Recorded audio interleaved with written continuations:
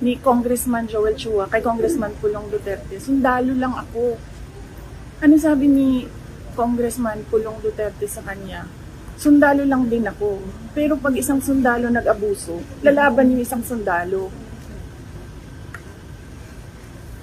And you can ask Congressman Pulong Duterte. That's a direct quote sa sinabi sa kanya, Congressman Chua.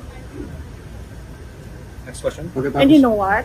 Kasi sinasabi ng doktor na parang isettle na lang namin yung charges. Kung ano man yung charges. Martin Romualdez, ikaw magbayad ito lahat. Pag namatay ito, ikaw magbayad lahat. Kung ano ang gusto ng nanay ni Zuleika Lopez, ikaw magbayad lahat. Kasal